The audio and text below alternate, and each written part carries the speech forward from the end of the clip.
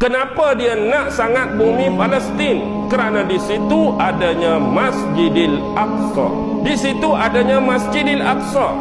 Dan inilah khayalan dan inilah fantasi orang-orang Yahudi yang berhaluan kiri, berfahaman Zionis.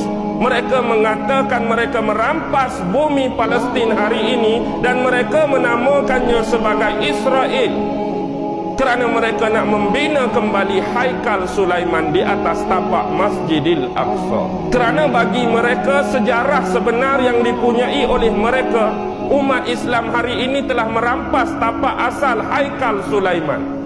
Haikal Sulaiman bagi mereka ialah pusat pemerintahan Nabi Sulaiman dulu. Asalnya duduk di tapak Masjidil Aqsa.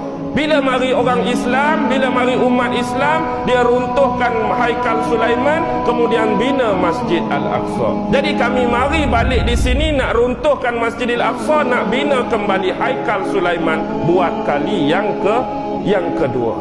Dia nak bercakap dari sudut fakta, dia nak bercakap dari sudut data sejarah.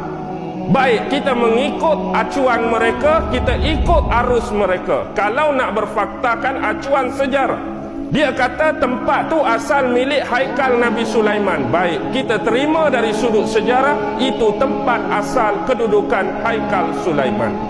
Sekarang pertanyaan yang patut kita tanya, persoalan yang patut kita soal ialah, siapakah yang mula-mula membina Masjidil Aqsa? Siapa yang mula-mula buat? Siapa yang mula-mula bina Masjidil Aqsa?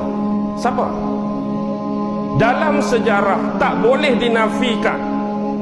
Bahkan ini disebut asas pembinaan dalam Taurat, asas pembinaan dalam Injil sekalipun. Yang membina Masjidil Aqsa ialah Nabi Allah, Rasul Allah yang namanya Yaqub alaihi salam.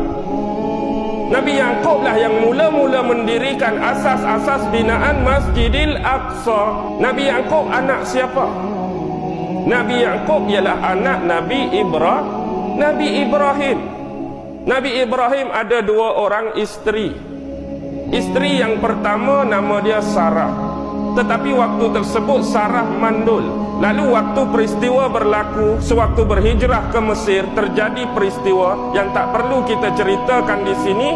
Lalu Maharaja Mesir pada waktu tersebut menghadiahkan seorang perempuan kepada Nabi Ibrahim. Itulah dia Hajar, yang kita orang Melayu sebut Siti Hajar. Melalui Hajar inilah dia dapat anak dia dinamakan Ismail dan ditempatkan di bumi Mekah. Kes peristiwa air Zam-Zam, Safa Marwah atau biar.